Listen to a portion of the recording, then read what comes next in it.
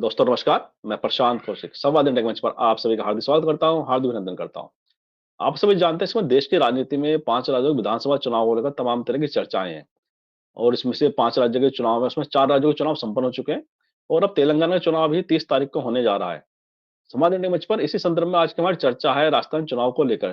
राजस्थान में कल मतदान होता है और मतदान के बाद जिस तरह का मतदाताओं का जो रुझान है, उनकी क्या मन मस्तिष्क में क्या चल रहा था, किस तरह से उन्होंने उनका वोटिंग पैटर्न रहा है, इसको लेकर तमाम तरह की बातें भी राजनीतिक दल अपने-अपने हिसाब से कर रहे हैं। जैसे कि अशोक गहलोत के नेतृत्व वाली जो कांग्रेस सरकार है राजस्थान में, उनका मानना है कि हम इस बार रिपीट कर रहे हैं सरकार और जो रिवाज है राजस्थान में सरकार बदलने का, वह टूटेगा और इस बार सरकार कांग्रेस की पुनः राजस्थान के अंदर बनेगी। उसी प्रकार बीजेपी के नेता दावे कर रहे हैं कि जो राजस्थान की परंपरा है अनेक वर्षों से हर 5 साल बाद सरकार बदलने की, तो उसी के अनुरूप चुनाव परिणाम आएँगे और इस बार सरकार हमारी बनेगी। तो तमाम तरह के दावे हैं, तमाम तरह की बातें कही जा रही हैं राजनीतिक परिदृश्य के अंदर कि राजस्थान में ऐसा होगा, ऐसा होगा। लेकिन राजनीतिक विशेषज्ञ क्या सोचते हैं इस बारे में? ये हमने जानने की कोशिश की, बहुत देश के बहुत ही वरिष्ठ पत्रकार हैं प्रेम कुमार जी, उनसे हमने चर्चा की किस किस तरह के राजनीतिक जो परिणाम है राजस्थान के हो सकते हैं और राजस्थान के चुनाव में कौन से ऐसे मुद्दे रहे हैं जिन्हें पूरे चुनाव को प्रभावित किया है। और साथ ही वसुंधरा राजे और बीजेपी के शीर्ष नेताओं के बीच में जो समन्वय की कमी थी, जिस तरह से मतभिन्नता की बातें सामने आ रही थी, क्या उसका भी कुछ असर राजस्थान के चुनाव में पड़ेगा? उसी प्रकार कांग्रेस के अंदर भी अशोक गहलोत, सचिन पायलट के लेकर तमाम तरह की बातें की जाती हैं। उसका क्या असर रहा है इन चुनावों पर? तो इस तरह के तमाम तरह की बातें राजस्थान चुनाव के अंदर प्रमुखता से रही हैं। इन्हीं सब बातों पर चर्चा करने के लिए आज हमारे साथ देश के बहुत ही वरिष्ठ पत्रकार हैं प्रेम कुमार जी। प्रेम कुमार जी का मैं बहुत-बहुत स्वागत करता हूँ, अभिनंदन करता हूँ। बहुत वरिष्ठ पत्रकार हैं देश के। आप विभिन्न जो चैनल हैं, मीडिया के प्लेटफ़ॉर्म हैं, उन पर आप उनको लगातार दिखते हैं, चर्चाओं में उनकी सहभागिता को देखते हैं और उनका विश्लेषण भी आप सुनते हैं और बड़ा सार्थक उनका विश्लेषण रहता है। उनका मैं पुनः अभिनंदन करता हूँ। प्रेम कुमार जी, जिस तरह से विधानसभा का चुनाव संपन्न होता है और एक मतदाताओं का जो एक मूड कहा जाता है कि वह मतदान के द्वारा अपना प्रदर्शित करते हैं और राजस्थान का चुनाव इस मामले में बड़ा चर्चित रहा है क्योंकि जिस तरह से दोनों दलों की प्रतिष्ठा इस चुनाव में दांव पे लगी हुई है और साथ ही जो उनके नेतृत्व है, खासतौर से प्रधानमंत्री मोदी जी ने जिस तरह से राजस्थान चुनाव की कमान अपने हाथों में सीधी ली है और वहीं देखते हैं हम अशोक गहलोत जो मुख्यमंत्री हैं, उनकी भी राजनीतिक प्रतिष्ठा इस चुनाव में दांव पे लगी हुई है। ऐसे में मतदाताओं का रुझान वह क्या बताता है, वह क्या प्रदर्शित करता है? ऐसे कौन-सी मतदाताओं के मन में क्या रीड कर पाए हैं आप लोग कि जिससे राजनीतिक कुछ जो माहौल है राजस्थान का, वह कुछ पता पता चलता है उसके बारे में? जी, जी। प्रशांत जी शुक्रिया। देखिए सबसे पहले आपने जो बात कही कि महत्व जो है किस मायने में राजस्थान का महत्व है इस चुनाव का, इसको हम थोड़ा-सा चिह्नित कर लेते हैं। भारतीय जनता पार्टी ने पिछली बार चुनाव लूज़ किया था परंपरा के हिसाब से, रिवाज के हिसाब से और लेकिन लोकसभा चुनाव में सारी की सारी सीटें बीजेपी जीत गई थी। तो इस हिसाब से बीजेपी के लोग आमतौर पर ये प्रतिक्रिया देते हैं कि हम हार भी गए तो क्या है, लोकसभा तो हम जीत ही लेंगे। एक तो ये है, जबकि अ, ऐसा नहीं है। ऐसा इसलिए नहीं है क्योंकि जब रिवाज टूटेगा तो इसका मतलब एक नई बात हो गई। अगर कांग्रेस रिवाज तोड़ती है और हाल के दिनों में रिवाज टूटे हैं भी तो बीजेपी के पक्ष में टूटे हैं या यूं कहें कांग्रेस के खिलाफ में टूटे हैं। अगर केरल का उदाहरण भी ले लें जो अशोक गहलोत रख रहे हैं कि कल्याणकारी योजनाओं में केरल में अच्छा काम हुआ तो वामपंथी सरकार दोबारा लौटी, कांग्रेस वहां हारी। तो उस हिसाब से कांग्रेस के अगेंस्ट में रिवाज टूटे हैं। तो राजस्थान में अगर कांग्रेस जीतती है तो रिवाज बदलेगा और कांग्रेस के फेवर में बदलेगा, ऐसा पहला स्टेट होगा मतलब हाल के वर्षों में जी, मोदी जी। युग की है। तो ये इसका इम्पोर्टेंस है। नेतृत्व के ख्याल से बीजेपी अब तक वसुंधरा राजे की छत्र छाया से निकलकर चुनाव नहीं जीती है। यानी वहां भी एक लड़ाई है कि वसुंधरा राजे का कहना होता है कि हमने बीजेपी को जीत दिलाई, चाहे 25 में 25 सीटों वाली जीत थी या उससे पहले जब कभी भी बीजेपी सत्ता में आई मजबूती से 100 से ज्यादा सीटें लेकर के, तो वो वसुंधरा राजे को लगता है कि हम बीजेपी को खड़ा करने वाली हैं। तो लेकिन नरेंद्र मोदी जी अभी यही साबित करने में लगे हैं कि नहीं, वसुंधरा राजे के बगैर भी बीजेपी जीत सकती है। और अगर ऐसा होता है तो नरेंद्र मोदी जी समर्थकों का ये तर्क मजबूत हो जाएगा कि वसुंधरा राजे कुछ नहीं थी, 25 लोकसभा सीटें मोदी मैजिक के कारण हमने जीता था, देखो इस बार बगैर वसुंधरा के भी हमने जीत कर दिखा दिया।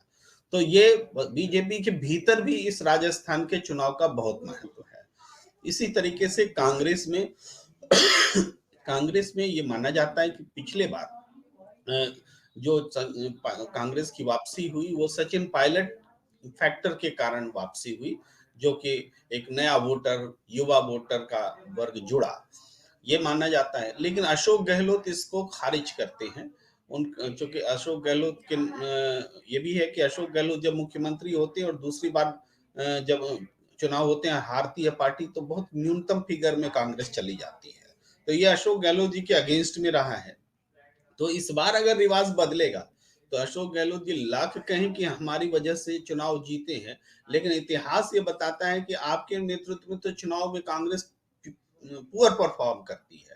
तो वो क्रेडिट अशोक गहलोत लेना भी चाहेंगे तो मिलेगा नहीं, ये बताता है, इतिहास बताता है। और सचिन पायलट जिस तरीके से पैचअप करते हुए आए हैं, तो वो क्रेडिट उनको मिले या न मिले, लेकिन दावा उनका मजबूत होगा कि हाँ, हमारा योगदान इस जीत में इस बार भी है। ये राजस्थान के चुनाव के मायने हमने आपको बताया कि ये महत्व है। लेकिन 2024 के ख्याल से इंडिया गठबंधन और बीजेपी के महत्व को देखें तो इसका महत्व इन 5 राज्यों में राजस्थान का है, क्योंकि 25 सीटें यहाँ आती हैं। और ये मध्य प्रदेश के करीब समझिए, वहां भी 29 सीटें हैं। तो ये बड़े स्टेट हैं, हिंदी बेल्ट पट्टी वाले स्टेट हैं। तो यहाँ पर अगर एक तरफा कांग्रेस के फेवर में गया राजस्थान, मध्य प्रदेश, तब तो बहुत बड़ी बात हो जाएगी। फिर बीजेपी के लिए 2024 में नैरेटिव सेट करने में बहुत मुश्किल आने वाली है कि उनके लिए एंटी इनकम्बेंसी नहीं है, ये बोलने में दिक्कत आएगी। ये इसका महत्व, और इंडिया गठबंधन उत्साह से लबालब हो जाएगा। अब इस परिप्रेक्ष्य में देखिए कि क्या होने वाला है। वोटिंग पर आते हैं। वोटिंग जो इस बार हुई है, अभी तक जो लेटेस्ट अपडेट है चुनाव आयोग का, वो हम आपको बता दें, अगर दिखे तो हम कैमरे में जी, भी जी। दिखाना चाहेंगे। ये दिख रहा है, जी, जी। शायद नहीं दिख रहा है। वो जी, जी। दिख जाता तो अच्छा बता दीजिए, रहता। वैसे बता दीजिए। हाँ, जी, जी, जी। 74.3 फिगर है। हाँ, जी, आ रहा है सा 74.13 3 हाँ, तो 1 ये 3 1 3 74.13% अभी का फिगर है। और ये मोटे तौर पर चुनाव हुए 6 और अभी अगर 12 माने 12 6 18 घंटे हो चुके हैं, तो इसको अब फाइनल अपडेशन मान लिया जा सकता है, हालांकि घोषणा नहीं हुई है। तो जी, ये जी। पिछली बार जो 74% से ज्यादा मतदान हुए थे, उससे मामूली रूप से कम है, ज्यादा नहीं है। यानी मतदान एज इट इज हुआ है, हम कह सकते हैं पिछली बार की तुलना में। तो हाँ, राजस्थान की जो प्रवृत्ति रही है मतदान की, उसमें यह रहा है कि 3% से ज्यादा अगर वोट बढ़ता है पिछले चुनाव की तुलना में, तो बीजेपी की वापसी हो जाती है। और 3% से कम अगर वोट प्रतिशत बढ़ता है पिछले चुनाव की तुलना में, या फिर एज इट इज रहता है, तो कांग्रेस की वापसी होती है। तो ये परंपरा तो ये कह रही है कि वोट प्रतिशत का रुझान कांग्रेस को वापस सत्ता दिला रही है। लेकिन इतना कंक्लूसिव भी नहीं होना चाहिए एक ही फैक्टर को लेके। बहुत सारे, जब रिवाज बदलने की बात करें, हो सकता है मतदाताओं का के रुझान में भी रिवाज बदल जाए। तो ये लेकिन एक फैक्टर जिस पर हम ध्यान दे सकते हैं, तो बाकी फैक्टर्स को हमें इस फैक्टर से जोड़ कर देखना होगा कि ये सुस्त मतदान या मतदाताओं में जो रुझान नहीं आया, 22 लाख नए वोटर आने के बावजूद अगर वोट प्रतिशत का नहीं फर्क पड़ रहा है, तो वो क्या कारण है, राजस्थान की जनता क्यों उद्वेलित नहीं हुई, क्यों उत्साह नहीं दिखाई सरकार बदलने में, तो या फिर सरकार को बनाए रखने में कैसे लिया जाए, ये एक इम्पोर्टेंट बात बनती है। इसमें एक प्रवृत्ति जो मैंने नोट की, वो ये कि आमतौर पर किसी भी स्टेट में जब इलेक्शन होता है, तो वोट प्रतिशत जो है क्रमशः समय बीतने के साथ साथ बढ़ता चला जाता है। सुबह से शाम में जाइए तो आखिरी घंटे में जी, बम्पर जी। मतदान होता है, ज़्यादा होता। बढ़ता चला जाता है, एकदम जनरल है ये। लेकिन राजस्थान में उलट गया इस बार। हम आपको हम याद दिलाएं कि सुबह से जो मतदान हो रहा था, तो जैसे 3 बजे का मतदान, या फिर 1 बजे का मतदान, हम 3 बजे से ही लेते हैं। 3 बजे जी, तक जी। जो मतदान हुआ था 56% के आसपास हुआ था। तो 8 घंटे अच्छा, का मतदान हो गया सुबह 7 से 3 बजे तक। तो 8 घंटे में 56% मतदान का मतलब है कि 7% पर आवर ये जी। वोटिंग हुआ। लेकिन 3 के बाद जब 5 बजे का फिगर आता है, तो वो 68% रहता है। इसका मतलब अगले 2 घंटे में सिर्फ 12% मतदान हुआ, यानी 6% पर आवर अच्छा, हो गया। यानी जो एवरेज 7% पर आवर का था, वो आखिरी समय में घटकर 6% पर आ गया। और उसके बाद का जो आखिरी घंटा हम देख रहे हैं, जो 68% से 74% पहुंचा है। उस समय 60 पॉइंट 8 पॉइंट समथिंग था, अभी 78 पॉइंट, ये भी 6% ही है। ये बहुत ताज्जुब की बात है कि आखिरी 3 घंटे में मतदान का प्रतिशत 6 ऑन एन घटा है। एवरेज और घटा है। ये आपको कहीं देखने को नहीं मिलेगा, किसी भी स्टेट में, नहीं सही सिर्फ राजस्थान में देखा है, जिसको बिल्कुल मैंने सही कह रहे हैं आप। इमीडिएटली मैंने बताया और आपके चैनल पर जी, जी, इतने जी। विस्तार से मैं पहली बार बता रहा हूँ इस चीज को। जी, जी, जी। तो इसको समझना होगा कि इसके क्या मायने हैं। इसका मतलब ये हुआ कि कार्यकर्ता, अगर ये माना जाए कि पार्टी के कार्यकर्ता शाम के समय में ज्यादा एक्टिव हो करके वोट प्रतिशत को बढ़ाने में उत्साह दिखाते हैं और इसीलिए शाम में वोट बढ़ता है, तो इसका बढ़ता मतलब है। है कि राजस्थान में पार्टी के कार्यकर्ता शाम में नहीं निकले वोट प्रतिशत बढ़ाने के लिए, ये इसका मतलब हुआ। और जी, जी। हमारी खबर है उसके मुताबिक बीजेपी ने इस बार वोटर को बूथ तक पहुंचाने के लिए इसको एक बड़ा टास्क के रूप में लिया था और हर विधानसभा में 5 करोड़ रुपया सिर्फ इसी नाम पर रिलीज किया कि आखिरी समय में हम वोटर्स को पहुंचाएंगे बूथ तक। अगर इतना बड़ा टास्क लेने के बावजूद अगर आखिरी समय में वोट प्रतिशत गिर रहा है, इसका जी, मतलब है कि इसने भी वर्क नहीं किया, ये मतलब मैं निकाल रहा हूं वर्क कि इसने भी वर्क नहीं किया। तो ये यहां से वो प्रवृत्ति मैं निकालना चाहता हूं कि इसका मतलब है कि बीजेपी के एफर्ट्स जो हैं वो वोट में कन्वर्ट होते नहीं दिख रहे हैं, क्योंकि बीजेपी ने ये एक्स्ट्रा टास्क लिया था कि हम वोटर को वहां तक पहुंचाएंगे बूथ तक और इसके लिए बजट एलोकेट किया था। तो ये बात बहुत महत्वपूर्ण है। तो हम इसको जोड़ते हैं इस रूप पे और जी, मतदाता आखिरी समय तक कार्यकर्ताओं का रुझान कम हुआ ये भी देखते हैं। तो वोटिंग परसेंटेज कम होने से हमें वो संदेश मिल रहा है कि ये वोट बीजेपी के अगेंस्ट में है यहाँ से। इसके बाद महिलाओं का उत्साह ज्यादा दिखा, ये नजर आया। हालांकि फिगर आएगा तभी हम लोग कह पाएंगे। लाइन जो जी, लगी जी, थी जी। उस हिसाब से जो परसेप्शन बना है वो कहता है कि महिलाएं ज्यादा निकली। तो महिलाएं अगर ज्यादा निकली तो इसका मतलब है पुरुष कम निकले, क्योंकि एवरेज तो बढ़ा नहीं। एवरेज अगर बढ़ता तब हम मानते कि पुरुष एज इट इज और महिलाएं ज्यादा निकली, लेकिन महिलाएं ज्यादा जी, निकली और एवरेज वही है, इसका मतलब पुरुष कम निकले। तो ये बिल्कुल। कौन सा कारण है? महिलाएं लोक कल्याणकारी योजनाओं से प्रभावित होकर के वोट करने निकली, तो फायदा अशोक गहलोत को होता दिख रहा है।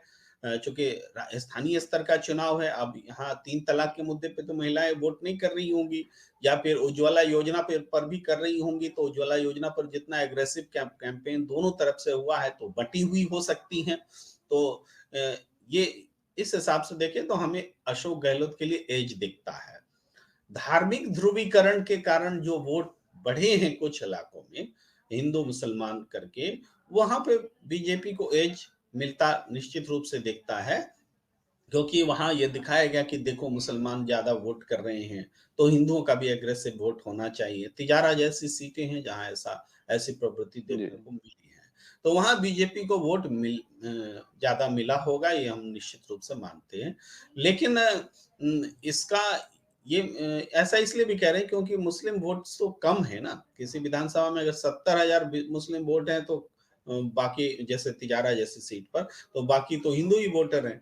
तो अगर 70,000 एकजुट होकर वोट भी करें तो उसके समांतर अगर ध्रुवीकरण हो गया तो फायदा बीजेपी को ही जाएगा, ये मैं कह रहा हूँ।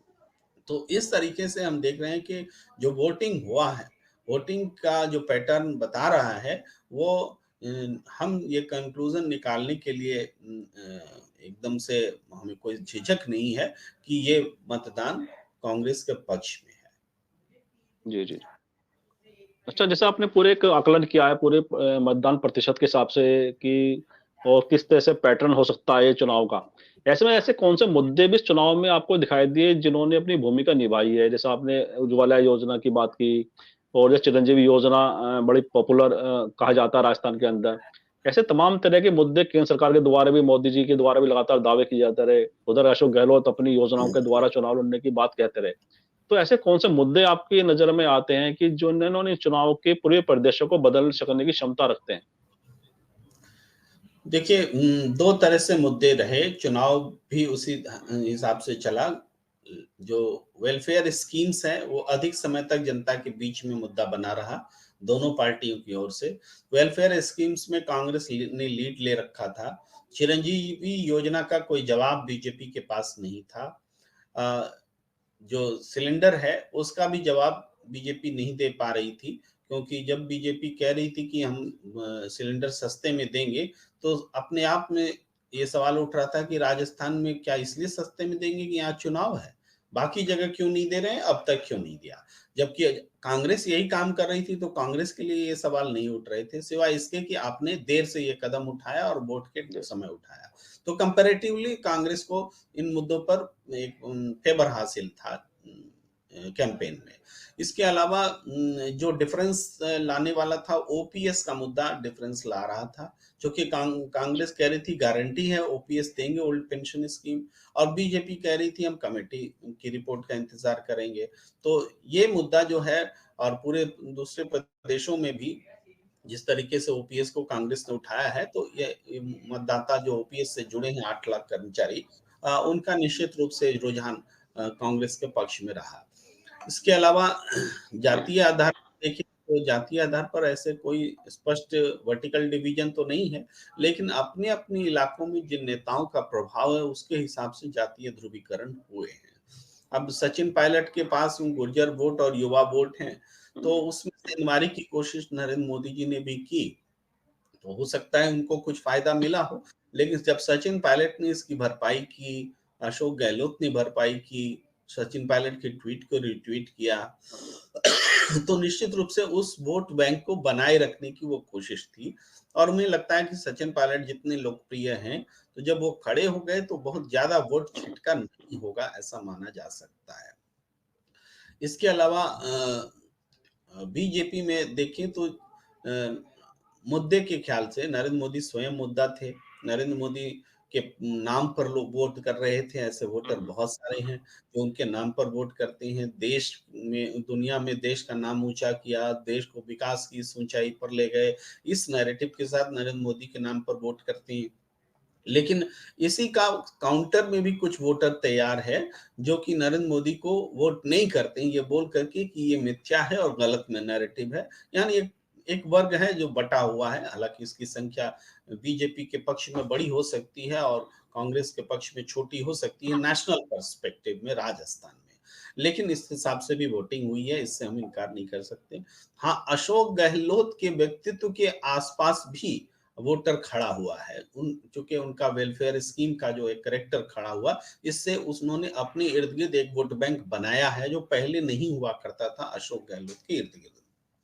जैसे सचिन पायलट का अपना एक मैजिक है युवा वोटरों में, वैसा ही अशोक गहलोत ने भी एक खड़ा करने की कोशिश की है। तो ओवरऑल कांग्रेस को फ़ायदा हुआ कि 2 बड़े नेताओं के इर्द-गिर्द कोई वोट बैंक बनने लगा। फिर राहुल गांधी ने आकर के जिस तरीके से लगातार ओबीसी का मुद्दा उठाया, जातीय जनगणना का मुद्दा उठाया, तो ये सीधे तो वोट नहीं दिलाता है, लेकिन परसेप्शन बिल्डिंग में काम करता है, या तो पक्ष में या तो विरोध में।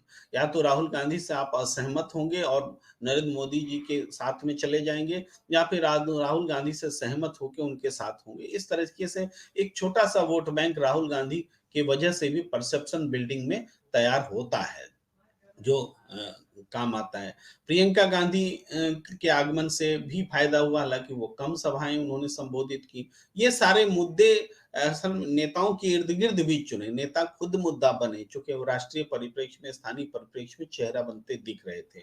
और बात करें तो महत्वपूर्ण मुद्दों में जैसे ध्रुवीकरण की हमने चर्चा की ही, ध्रुवीकरण भी एक मुद्दा था, उसमें फायर ब्रांड लीडर्स आए, वोट किए। लेकिन हम इसमें ये भी कहेंगे कि जो कैंपेन चला, उसमें ओबीसी का के कैंपेन का या जातीय जनगणना के कैंपेन का जो काउंटर नैरेटिव बीजेपी दे सकती थी और बीजेपी नहीं दी। जैसे उदाहरण के लिए शिवराज सिंह चौहान मुख्यमंत्री अ, हैं मध्य प्रदेश के, वहाँ जी, चुनाव खत्म हो गया। तो चुनाव खत्म होने के बाद शिवराज सिंह चौहान का इस्तेमाल क्यों नहीं हुआ राजस्थान में? ये बहुत बड़ा प्रश्न है जो बीजेपी के अंदर तब पूछे जाएँगे जब बीजेपी की हार होगी। अगर बीजेपी जी, हार जाती है तो ज़रूर पूछे जाएँगे कि शिवराज सिंह चौहान जो ओबीसी का चेहरा है, पड़ोसी राज्य से हैं, जब योगी आदित्यनाथ का इस्तेमाल हो सकता है धार्मिक ध्रुवीकरण के लिए, तो ओबीसी वोटरों को रिझाने के लिए शिवराज सिंह का चेहरा क्यों नहीं इस्तेमाल हो सकता? ये आवाज़ उठेगी। इसी तरीके से वसुंधरा राजे का पैन राजस्थान लेवल पर उपयोग नहीं हुआ। इसका खामियाजा भी बीजेपी को भुगतना पड़ा है, पड़ेगा। महिला वोटरों को रिझाने में वो उपयोग हो सकती थी। तो उनको केवल झालरापाटन और उसके आसपास के इलाकों में सीमित कर दिया गया, उनका उपयोग नहीं हुआ। ये बीजेपी के लिए नकारात्मक है, जबकि कांग्रेस में देखा जाए तो सारे नेताओं का उपयोग हुआ है। राहुल गांधी, प्रियंका गांधी, मल्लिकार्जुन खड़गे और स्थानीय दोनों नेता, कम से कम 5 नेताओं की ज़बरदस्त बैटरी नज़र आई है। तो ये एक फ़र्क पैदा करता है। हमें लग रहा है कि अगर कांग्रेस की वापसी होती है, तो ये पॉइंट बहुत महत्वपूर्ण है, जो हम बता रहे हैं जी। अभी। जी, जैसा आपने बड़ी इम्पोर्टेंट बात की कि वसुंधरा राजे को लेकर और शिवराज सिंह चौहान को लेकर। तो ऐसे में जो प्रादेशिक नेतृत्व है राजस्थान का, जैसे वसुंधरा राजे सबसे बड़ी नेता कही जाती हैं बीजेपी की राजस्थान के अंदर। और जो राष्ट्रीय नेतृत्व है मोदी जी, अमित शाह जी, जो बीच में समन्वय की कमी है, वह नुकसान पहुँचाती दिख रही है, जैसा आपने कहा। और कांग्रेस की पार्टी में अशोक गहलोत और सचिन पायलट की जो दूरियां राजनीतिक रूप से कम होती दिखाई दी हैं। इन दोनों संदर्भ को आप किस तरह से परिभाषित करेंगे थोड़ा और विस्तार से हमारे दर्शकों के लिए? देखिए, भारतीय जनता पार्टी में क्षेत्रीय क्षत्रपों को हटाया या मिटाया जा रहा है लगातार। अ, और एक सेंट्रलाइज्ड लीडरशिप डेवलप करने की कोशिश हो रही है। एक ऐसी कोशिश जिसमें किसी भी प्रदेश में पूरा का पूरा मंत्रिमंडल बदलने की क्षमता सेंट्रल लीडरशिप के पास हो, 4 महीने में 3 महीने में 4 मुख्यमंत्री देने की क्षमता हो, कोई चूँ तक ना कर सके, कोई, जबकि पुराने ज़माने में जब कांग्रेस लंबे समय तक सत्ता में रही थी, या इवन नेहरू जी के ज़माने में भी, जबकि सेंट्रलाइज़्ड सत्ता ज़्यादा थी, इंदिरा जी के ज़माने में सेंट्रलाइज़्ड सत्ता थी, लेकिन क्षेत्रीय क्षत्रप तब भी बहुत मजबूती से हर स्टेट में बने हुए थे। बड़े-बड़े नाम हुआ करते थे, जो स्थानीय लीडरशिप कहलाता था। वो तो उस कैरेक्टर से अलग अगर आज की राजनीति में सेंट्रल लीडरशिप डेवलप करने की कोशिश हो रही है, तो ये स्वयं बीजेपी के लिए खतरनाक है कि कल को नरेंद्र मोदी जी कितना दिन शासन करेंगे, कितने दिन प्रधानमंत्री रहेंगे, तो उसके बाद लीडरशिप क्या होगा, तो उसके बाद किसके नाम पर वोट मांगेंगे। आपका अगर क्षेत्रीय नेता ही नहीं हुआ, तो क्षेत्रीय स्तर पर किसी भी स्थिति को, चाहे जनता को लुभाने के लिए या जनता के खिलाफ, जनता का कोई गुस्सा अगर है तो उसको शांत करने के लिए किसका इस्तेमाल करेंगे? हर बार सेंट्रल लीडरशिप तो आएगा नहीं। तो ये एक बड़ा नुकसान होगा, लेकिन आज की लीडरशिप अपने आप को एस्टैब्लिश करने के लिए शिवराज सिंह चौहान को, वसुंधरा राजे को, वीएस येदियुरप्पा को, सबको साइडलाइन करने में लगी। इवन हरियाणा जैसे प्रदेश में जैसे एमएल खट्टर हैं, कोई मास लीडर नहीं रहे, आकर बिठा दिए गए सत्ता में। उनको हटा भी दीजिए, कोई फ़र्क नहीं पड़ता है, बनाए रखिए, कोई फ़र्क नहीं पड़ता है, उनको बस यस मैन वाली भूमिका में ही रहना है। तो इस तरह की का सेटअप जो है बीजेपी डेवलप कर रही है, तो इससे तत्काल लीडरशिप को फ़ायदा होता है, ये जाता है कि हमारे में किसकी हिम्मत है कि हम जो बोल दें उसके खिलाफ कोई बोले। लेकिन यहाँ समांतर में कांग्रेस में देखिए तो अशोक गहलोत भी चुनौती दे डालते हैं अपने आला कमान को, सचिन पायलट भी बगावत के तेवर पर चले जाते हैं आलाकमान की मर्जी के जाहिर है के खिलाफ। तो इसके बावजूद इनके बीच समन्वय होता है। डीके शिव कुमार और सिद्धारमैया की जोड़ी है वहाँ, उन जोड़ी के बीच में दोनों ही अपने-अपने समय में कभी भी आलाकमान से टकराने की स्थिति में रहते हैं, लेकिन आलाकमान दोनों को जोड़ के रखता है। इसी तरह से दिग्विजय सिंह कमलनाथ की जोड़ी है। यानी कांग्रेस अपनी उस प्रवृत्ति को बचाए हुए है कि क्षेत्रीय क्षत्रपों को के साथ में कैसे वापसी करे। ये चीज़ है, तो हमें लगता है कि जो चीज़ बीजेपी को अभी अपना गुण नज़र आ रही है, वही अवगुण साबित हो रही है।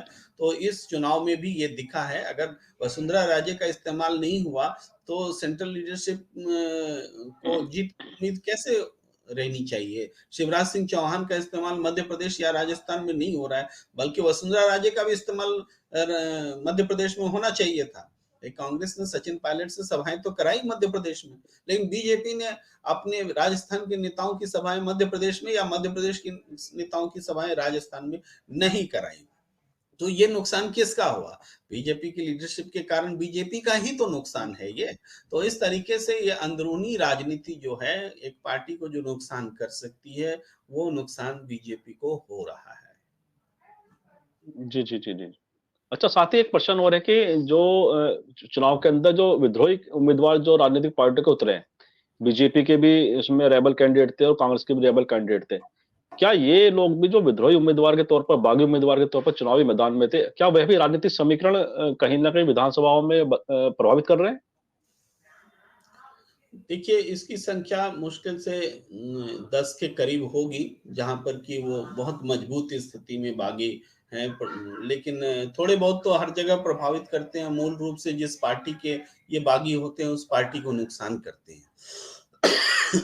लेकिन परिणाम लेकर आए, ऐसे बागी 2 एक ही हैं। जैसे मान लीजिए चंद्रभान शाक्य हैं। उम्मीद की जा रही है कि वो बागी होकर के भी बीजेपी के उम्मीदवार के बजाय वही जीत कर आ जाएँ, कांग्रेस को भी वही हरा सकें।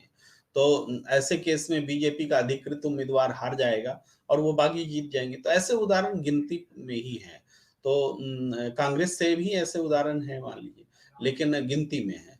या वो तो नहीं जीतते नहीं दिख रहे। यूनुस खान जी जो बीजेपी ने टिकट नहीं दिया, वो भी बागी बन करके खड़े हैं।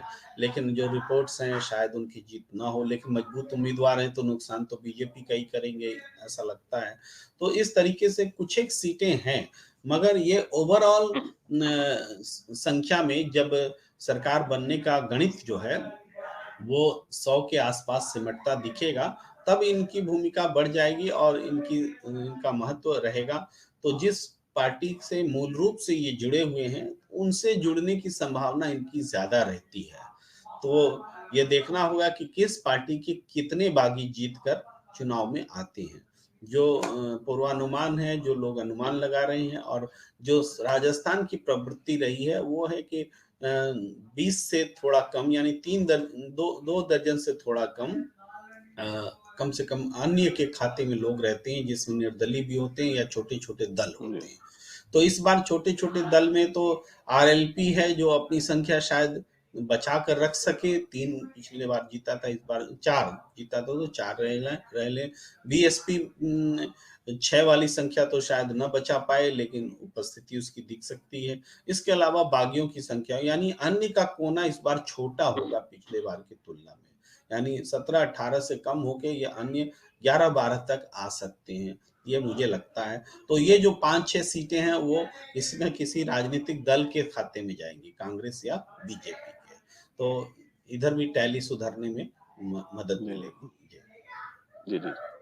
जी, कार्यक्रम के अंतिम चरण में आते हैं और अंतिम प्रश्न, एक बड़ी चर्चा रहती है राजनीतिक गलियारों में राजस्थान को लेकर और अशोक गहलोत और वसुंधरा राजे की राजनीति को लेकर, कि दोनों ही नेता चाहते हैं कि उनके दल को बहुमत ना मिले और बहुमत से थोड़ा आस-पास वो रहे, जिससे कि उनकी जो बार्गेनिंग क्षमता है और उनकी जो नेतृत्व क्षमता है, उसको वो लीड कर सकें और कांग्रेस की या बीजेपी दोनों पार्टियों के जो नेता हैं, वे अपने-अपने पक्ष में नेतृत्व प्राप्त कर सकें अपने-अपने आलाकमान से।